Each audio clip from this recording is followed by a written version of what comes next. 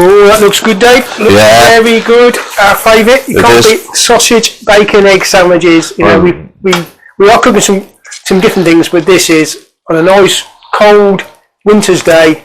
It is a little bit like that today, I'll tell you. Yeah, it's good. Yeah. So what today? Obviously, we had a chat earlier about some of the other crimes that you've been dealing with, and we were talking about the one which involved a young girl and the grooming side of that, which I thought was really interesting. I mean, that'll hit home with a lot of people in the audience, as it were. Certainly, it's home with me.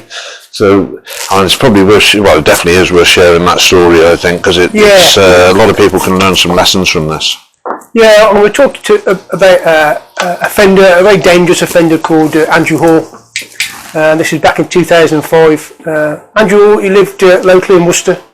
My own opinion, I describe him as an arrogant bully, intelligent man, and he started grooming a 14-year-old girl.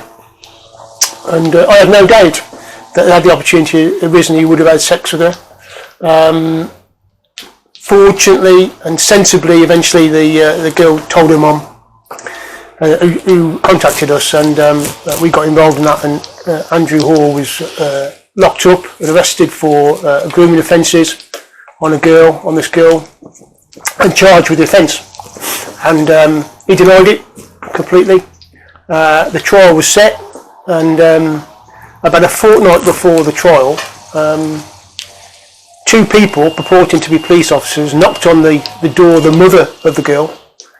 She was a single mom, and her kids were with their dad on holiday, so she was there alone. A male and a female knocked the door, said they were the police, got in, and then they bundled her into the lounge where they held her captive and threatened her, assaulted her, threatened to inject the 14-year-old girl and kill her with heroin, unless she got her daughter not to give evidence and say it was all untrue. They got her to sign a piece of paper that was going to go to her Andrew Hall's solicitor saying that it didn't happen and she wouldn't give evidence and that type of thing. During the struggle and when she'd been assaulted, fortunately in some respects, his mom bit the woman offender and blood came onto her t-shirt. They eventually left and told her not to contact the police. You know, she sat on her own in that house for a couple of hours, not knowing what to do. Was it the police? She didn't know who was threatening her. Obviously, so fearful for her family, her daughter. It was the most horrendous scenario. Anyway, eventually she got out the house and went to a neighbour, and from the neighbours she left the area completely worried. Didn't tell the police. Absolutely scared to death. I hate to think how she felt.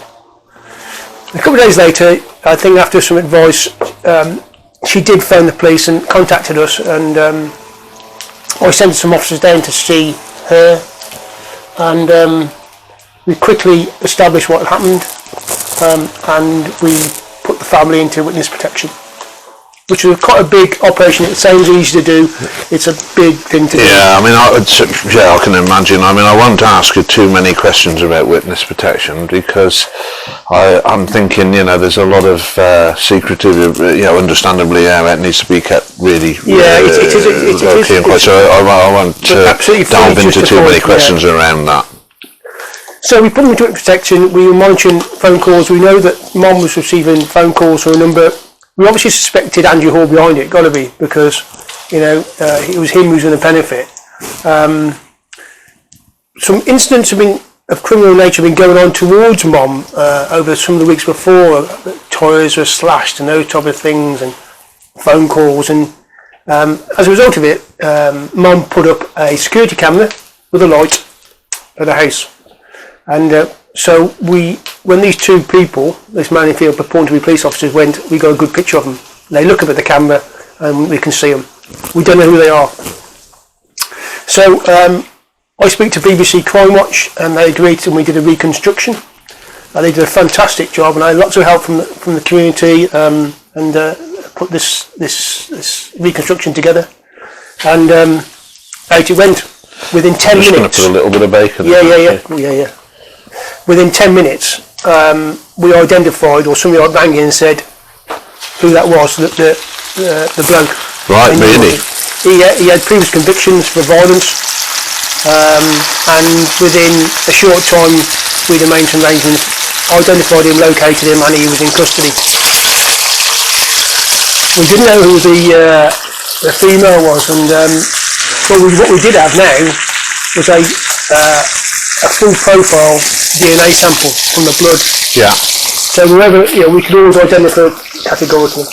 So just before we go on, with the crime watch thing, when it went out, obviously you say within 10 minutes somebody found it, and I don't remember, were they live shows, or they were live shows, were they? Yeah, okay. Those live, yeah. So that was going live. So at the time you got the phone call come in, somebody was obviously manning the phones. Yeah.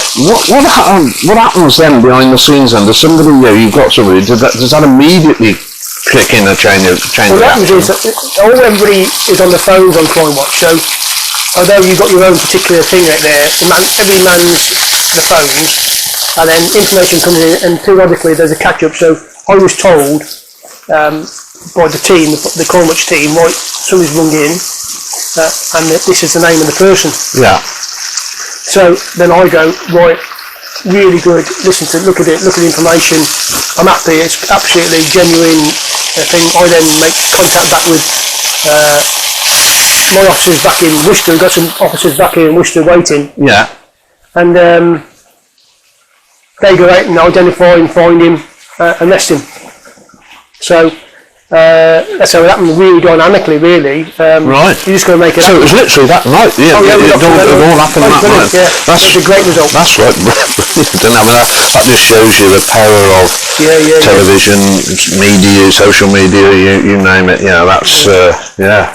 So we didn't know we were here. Eventually, long story short, the woman is actually Andrew Hall's sister. Right.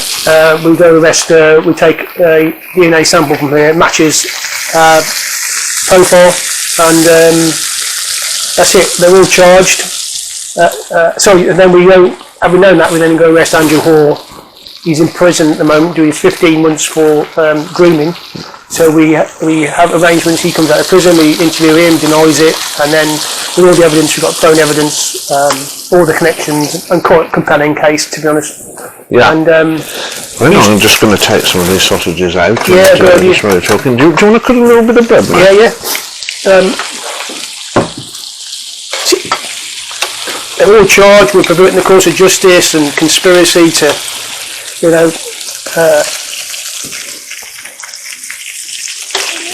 hurt and assault and that type of thing, and we go to trial. In fact, Andrew, I think, denies it. He's still denying it, but eventually he does plead guilty, and he got 7.5 years. Judge said he'd have got 10 if he hadn't pleaded guilty. If he'd been taken guilty after,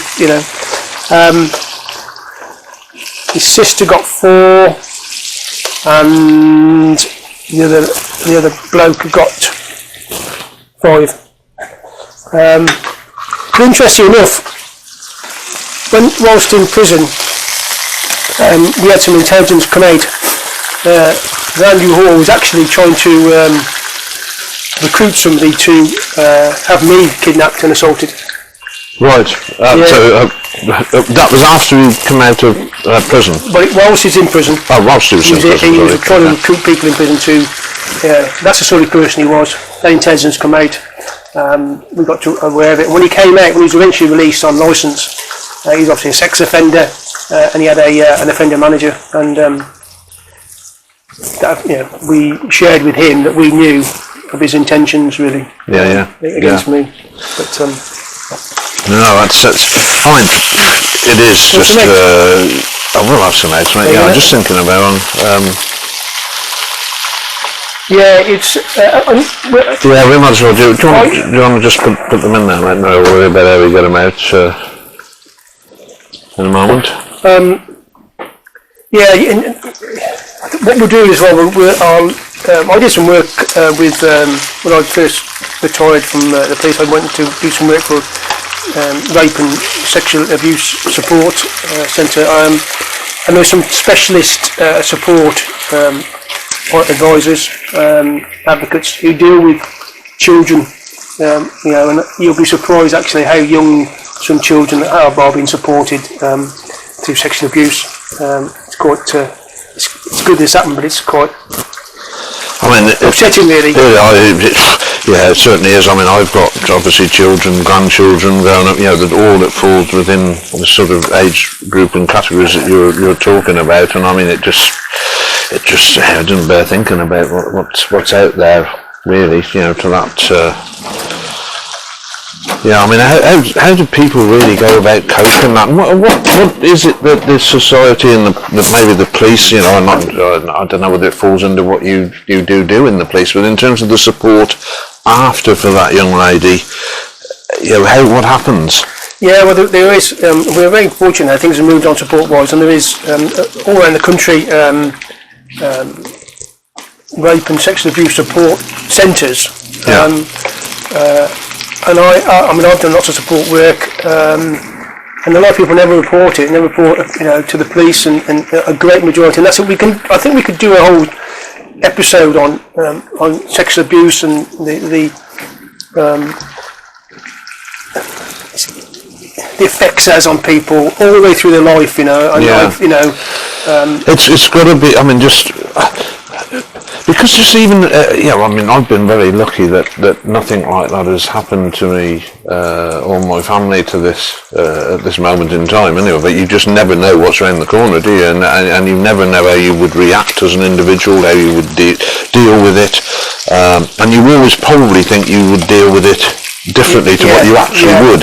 Yeah, is the truth be told with it all. So it is that network of support. And just to sort of reiterate to people, there is support out there. If you just Google sexual abuse, rape crisis, that type of thing, it'll come up. So if anybody out there, you need some support talking wise, there's helplines, and I'd really encourage people to do it. They will take you through it. You haven't got to go to the police. It's confidential. If you don't want to report it to the police, that's fine. The most important thing is that they get the support and through it, because it actually affects people's lives so much.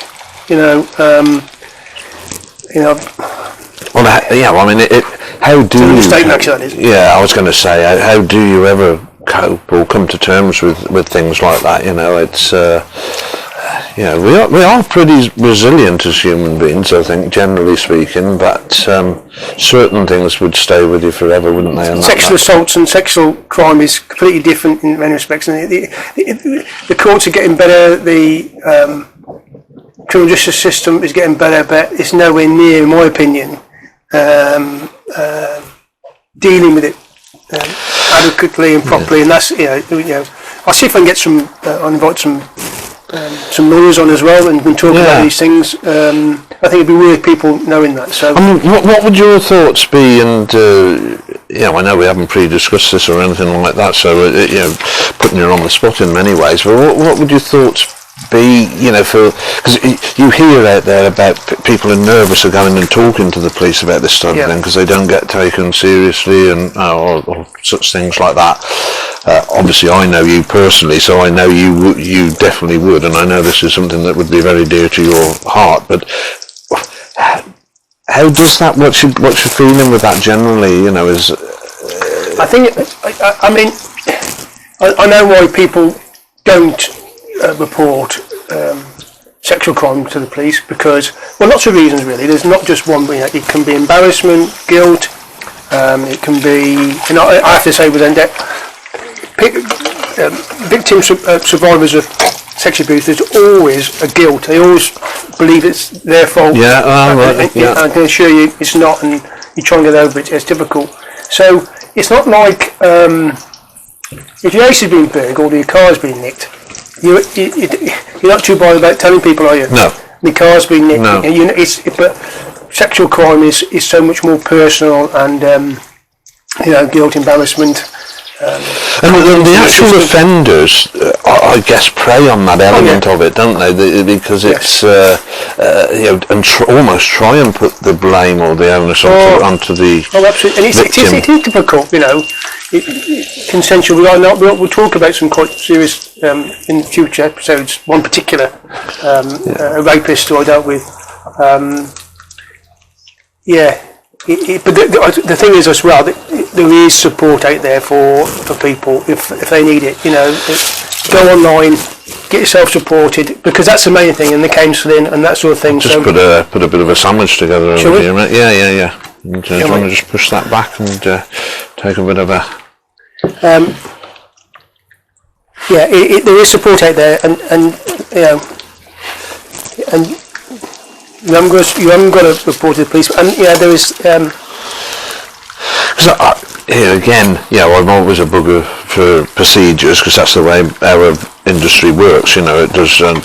But I do believe in them. The procedures, and again, you would have that again for this type of thing. But it is working out because I know this is going to be a bit controversial, but there are some people that do cry wolf, and it's not necessarily true, and it's how you pick the bones out of that and work out the ones that are right and the ones that aren't. It's well, there's there's very small amount of people who very small majority of people who report inaccurately, they're lying basically. Right, okay. There is.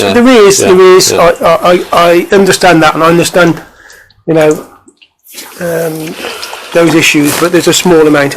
What the thing for me is probably far more people don't report. Than there's a big debate about sex offences now. It's processed in the courts and the jury system. I know, because the conviction rate is very small compared to what's reported and what's convicted, really. The reason why I just touched on that, and I won't go into too much depth on my side, but I've done the being a juror and been the foreman of the jury in a case such as this, which you can't talk about. And it is. Well, it's so I do understand. There's bacon as well. The sides and whatever. And say again, sorry. Do you want bacon in yours? Why not? Why not put a little bit? I'll put the bacon on here actually for now. It's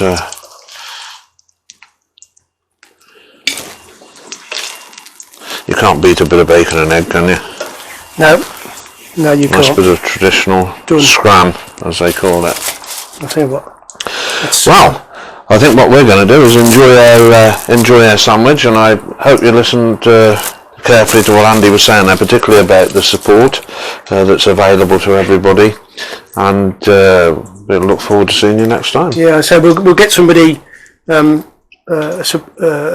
support person, to come and talk about things, especially around young people, and probably a little bit more depth about that, and give some reassurance to people, maybe to victim survivors and the families and friends of them as well. That it's worth saying actually, and we will put this out. But anybody that wants to make contact on that or ask questions around that, you can contact us on CrimeKitchens@gmail.com. Lovely. Thank you. Take care, everybody. Looking forward to this.